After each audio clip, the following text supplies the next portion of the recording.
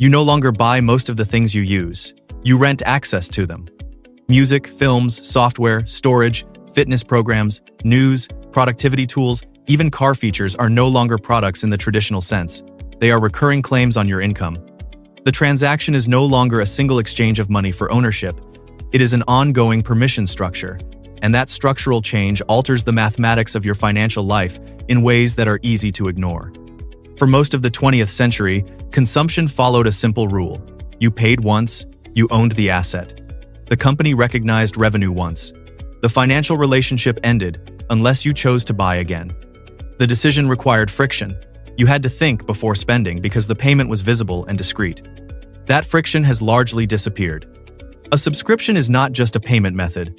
It is a financial architecture. It converts a voluntary purchase into a recurring obligation. It converts a conscious spending event into an automated background process. And, most importantly, it converts variable spending into fixed cost. That last distinction matters. A variable cost is something you can stop without consequence to your financial structure. A fixed cost is something that becomes part of your baseline monthly burn rate. Once enough small payments become fixed, they create a permanent floor under your expenses. That floor reduces what is left to allocate toward assets. If you pay $15 per month for music, $12 for streaming video, $20 for cloud storage, $40 for software tools, and $30 for fitness access, the individual decisions feel small. None of them appear financially dangerous in isolation. The total, however, becomes $117 per month. $117 per month is $1,404 per year. The shift is subtle. $1,400 does not feel large when divided into micropayments. But capital does not operate in monthly fragments. Capital operates across decades. To understand why this structural shift matters, we need to define a simple concept: capital deployment. Capital deployment means choosing where your money works. When money is invested, it has the potential to produce additional money. When money is consumed, it disappears. There is nothing morally wrong with consumption. The issue is not judgment, the issue is allocation. A subscription system changes allocation patterns without requiring a large decision. The psychological barrier to spending is lowered because the entry price is small. $10 feels trivial. $20 feels manageable. But the architecture is designed around duration, not price. Duration is where the mathematics hides. If a service costs $20 per month and you keep it for 10 years, you do not spend $240, you spend $2,400. If you keep it for 20 years, you spend $4,800. That is before considering inflation or price increases. And most subscription prices do not remain constant. They rise gradually. A service that begins at $10 often becomes $15, then $18, then $20. The increases are small enough to avoid cancellation.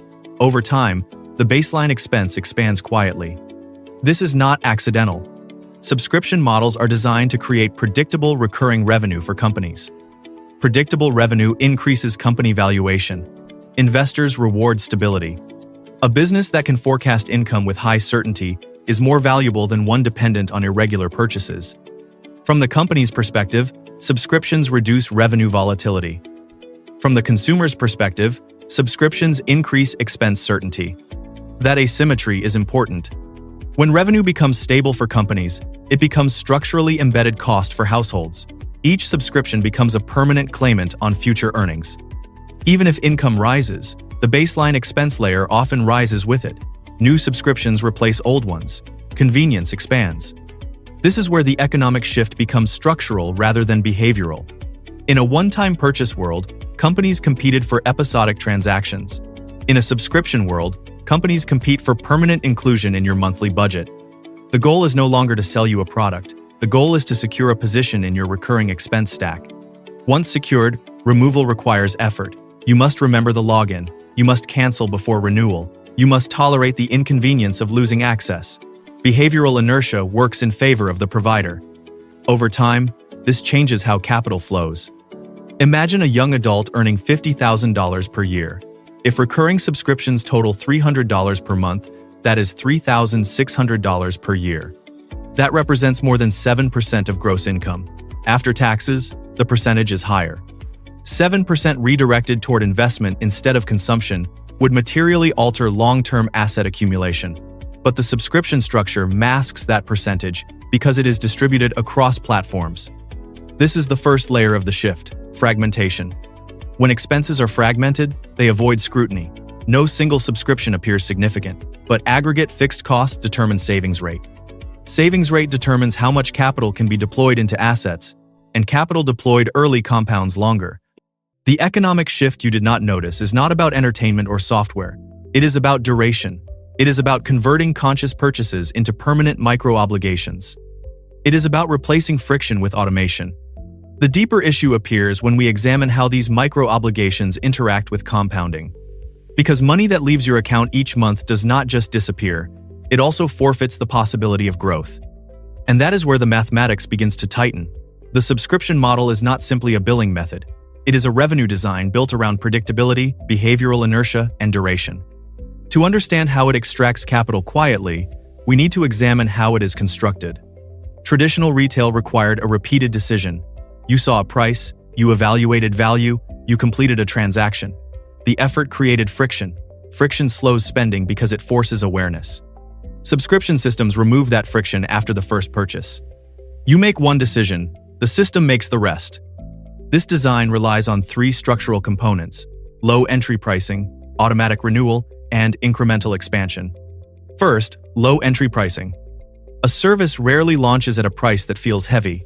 It begins at $9, $12, or $15 per month. That number is intentionally framed as affordable. When converted into daily cost, it becomes even smaller. A $10 subscription becomes less than the price of a coffee per week. The mental accounting shifts from annual cost to daily triviality.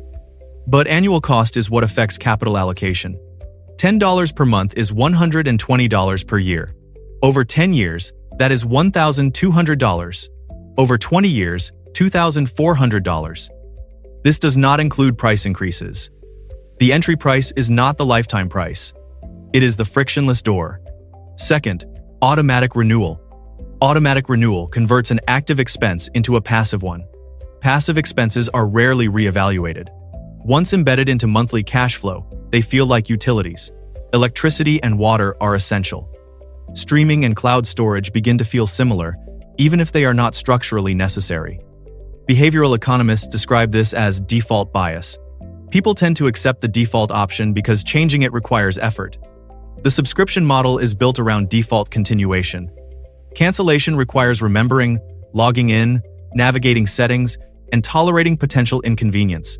That small barrier preserves recurring revenue. The third component is incremental expansion.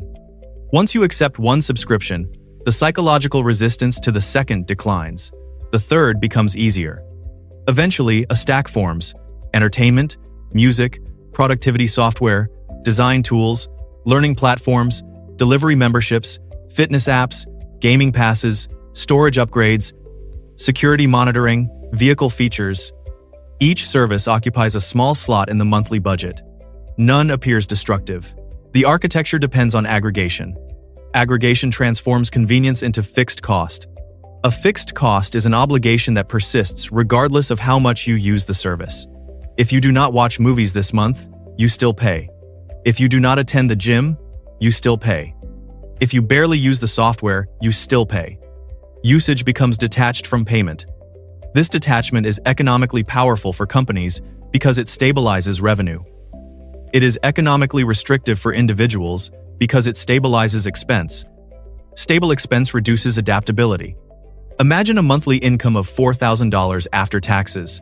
If recurring subscriptions total $400 per month, that is 10% of take-home income. 10% that cannot be redirected without cancellation. 10% that reduces flexibility in emergencies, career transitions, or investment opportunities. Here is where the structure tightens. When recurring costs increase, your financial break-even point rises.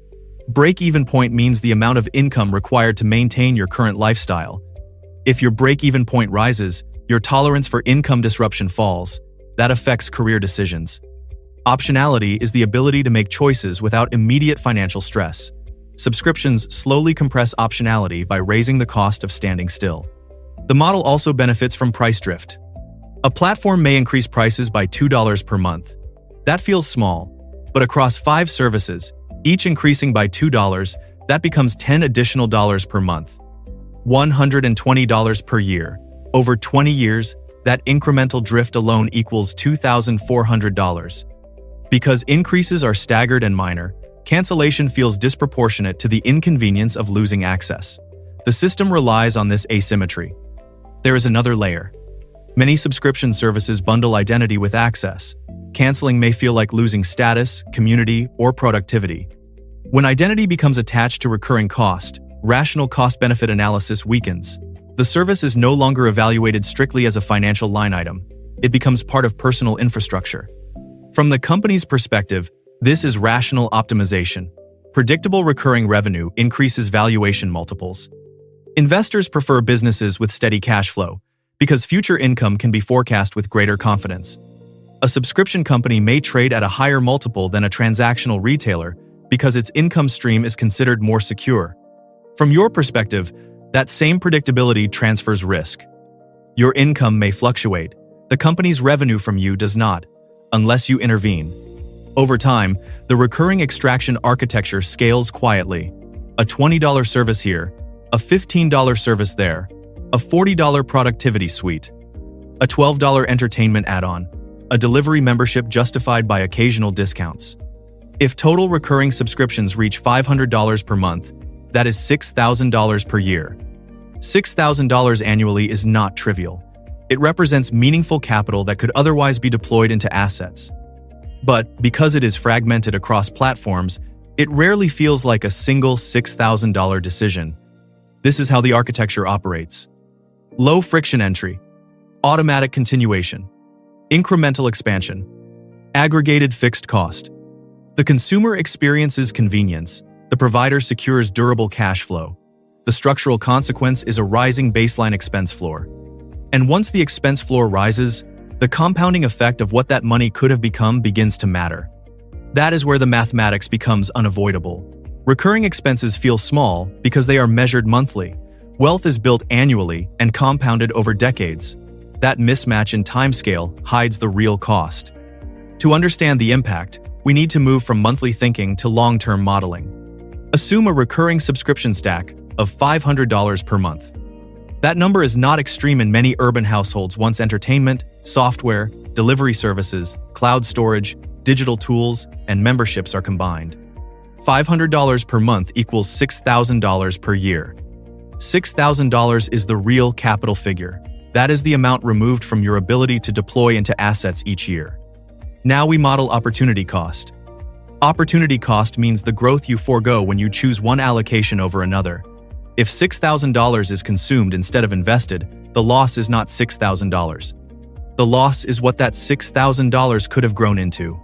Historically, long-term equity returns in the United States, as tracked by S&P Dow Jones indices, have averaged roughly 10% per year before inflation over long multi-decade periods. After inflation, the real return has been closer to 7%. These are averages across many decades, including recessions and expansions.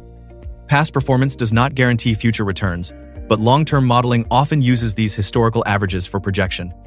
We will model conservatively using 7% annual growth. If you invest $6,000 per year at 7% annual growth for 30 years, what happens?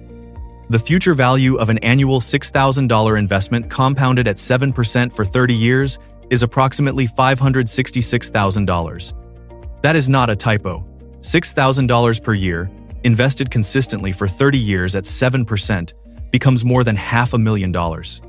If the return is closer to 10% before inflation, the number rises significantly higher, approaching nearly $1 million over the same period.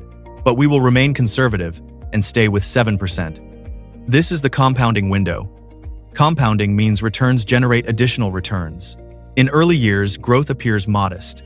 In later years, growth accelerates because gains are being earned on a larger base. The first 10 years may feel slow.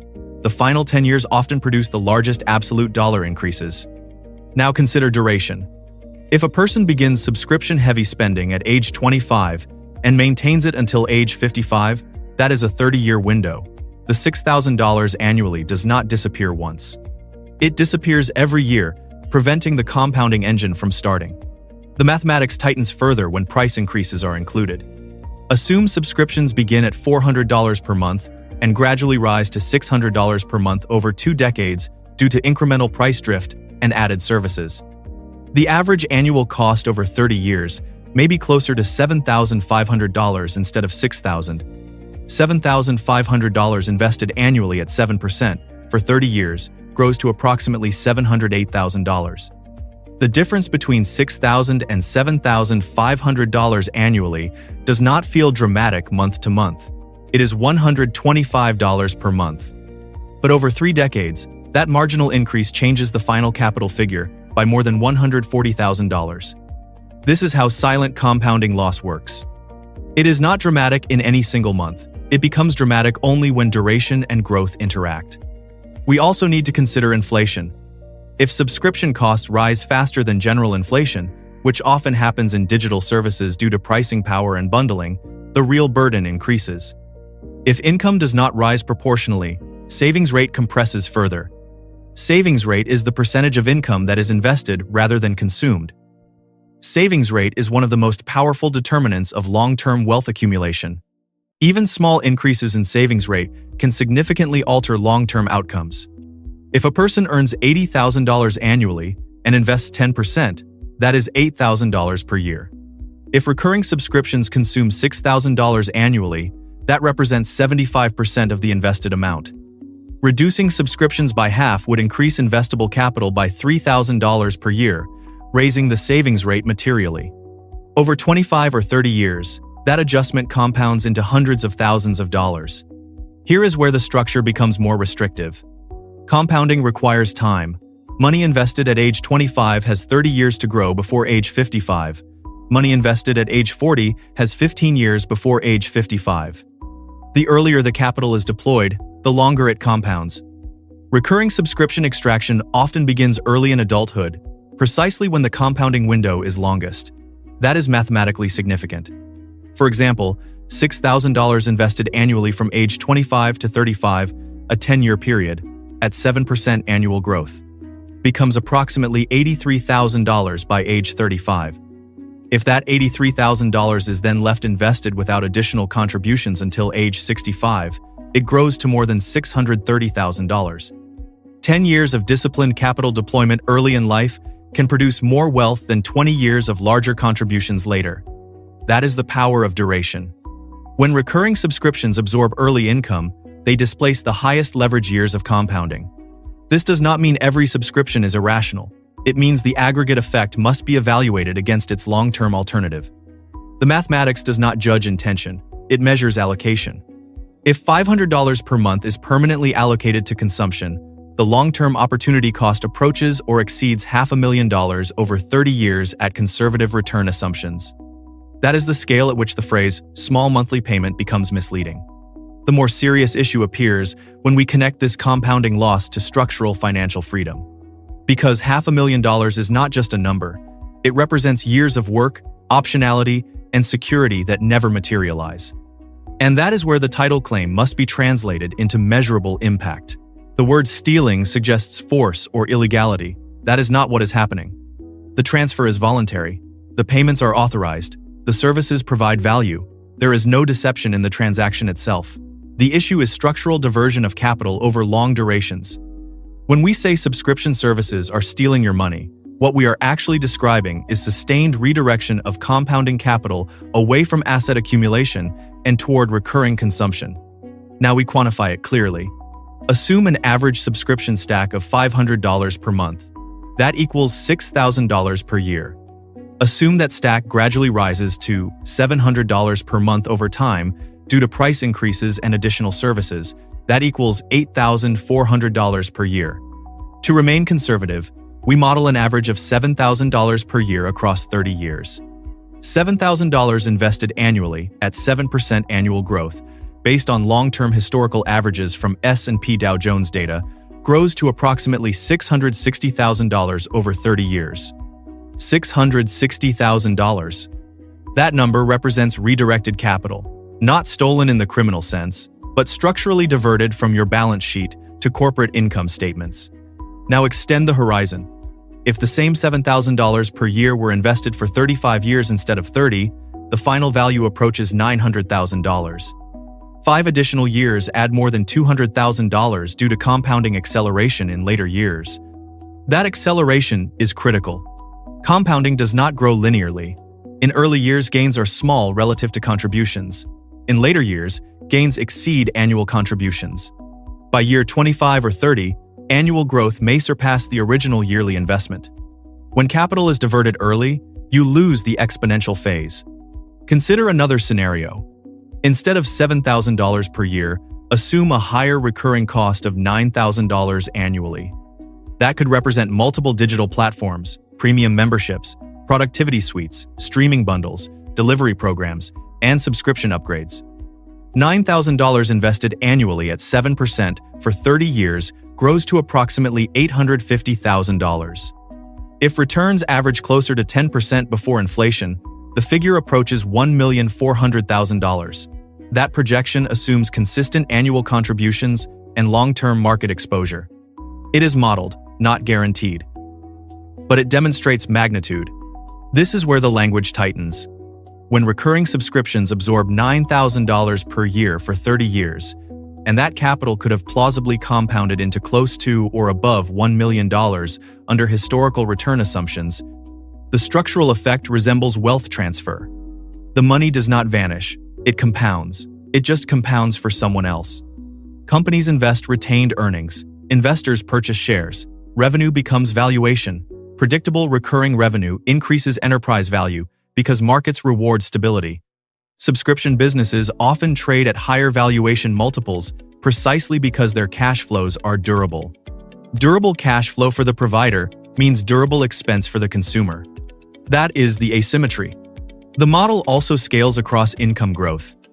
As income rises, subscriptions tend to expand. More services, higher tiers, additional convenience layers. Without conscious auditing, recurring cost grows in proportion to earnings. Savings rate may stagnate despite income growth because lifestyle baseline increases simultaneously. This is known as lifestyle inflation. Lifestyle inflation occurs when rising income produces rising expenses rather than rising investment. Subscription systems accelerate this because new services are introduced continuously. Each promises incremental convenience or productivity improvement. Few feel individually significant. Aggregate effect is what matters. If a household earning $100,000 annually maintains a savings rate of 10%, that equals $10,000 per year invested. If recurring subscriptions equal $8,000 annually, that means 80% of annual invested capital is matched by recurring consumption. Reducing subscriptions by half would increase annual investment from $10,000 to $14,000. At 7% annual growth over 30 years, the difference between investing $10,000 and $14,000 per year is substantial. $10,000 annually at 7% for 30 years grows to roughly $944,000. $14,000 annually grows to approximately $1,320,000. The difference exceeds $370,000. That is not a minor adjustment, it is a structural wealth shift. When we say subscription services are stealing your money, the phrase translates into this. They convert what could become long-term asset growth into short-term access utility. They extract capital during the most powerful compounding years. They fragment expense into pieces small enough to avoid scrutiny, and they operate on duration, not transaction. Nothing illegal, nothing dramatic, just math.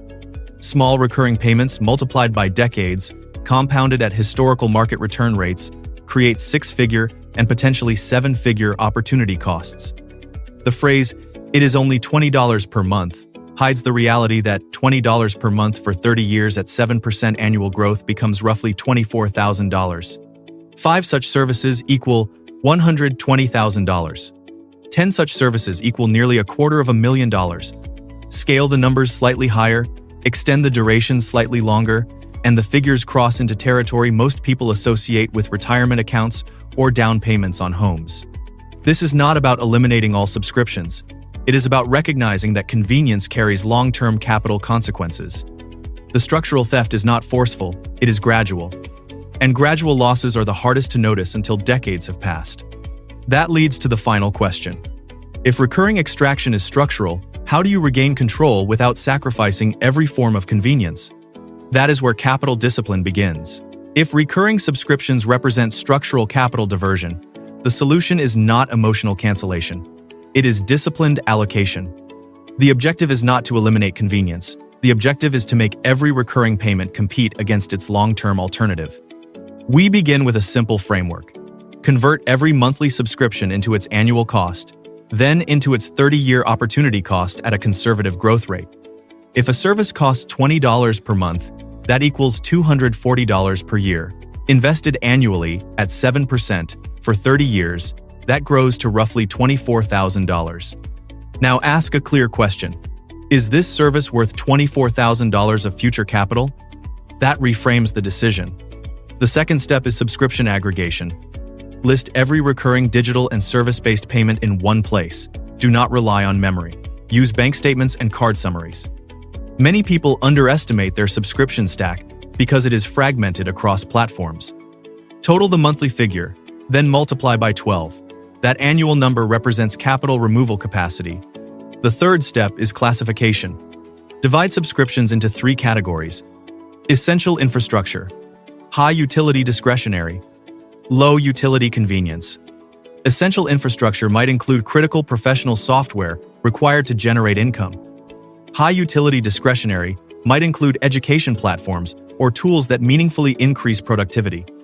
Low utility convenience often includes rarely used streaming tiers, duplicate services, or memberships retained out of habit.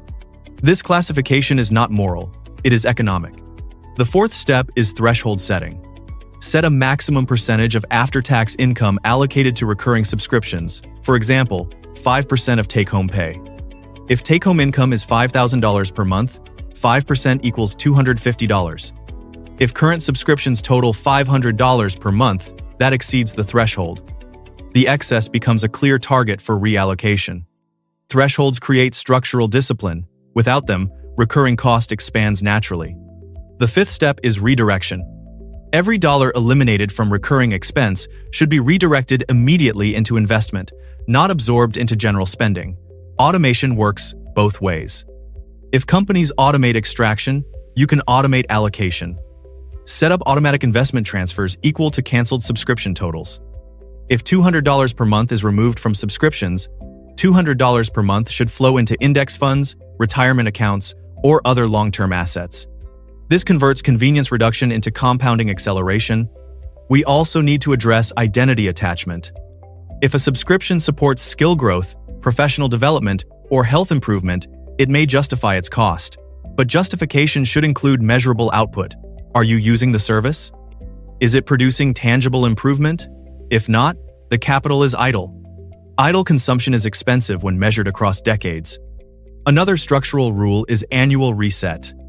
Once per year, cancel every non-essential subscription intentionally, even if you plan to restart some. Resubscribe only to services you actively choose again. This resets behavioral inertia. It converts default continuation into conscious selection. Behavioral design created the recurring extraction system. Behavioral interruption can rebalance it. There is also a broader perspective. Convenience is not free. It reduces friction in daily life. Friction reduction can increase productivity and satisfaction. But every convenience layer adds to baseline cost. The key question is whether the productivity gained exceeds the capital sacrificed. If a productivity subscription increases income by more than its cost, it may be rational. If a delivery membership saves significant time that is used to earn additional income, it may justify itself. The discipline lies in measuring return, not assuming it. Wealth accumulation depends less on dramatic decisions and more on structural habits. Subscriptions become dangerous when they are invisible, fragmented, and unexamined. When examined, they become allocation choices like any other. The mathematics remains consistent. $500 per month redirected into assets at 7% annual growth for 30 years approaches or exceeds $500,000. $700 per month approaches or exceeds $750,000. $900 per month approaches or exceeds $1 million under long-term historical assumptions. These are not abstract figures. They represent years of financial flexibility, reduced dependence on employment income, and expanded decision freedom.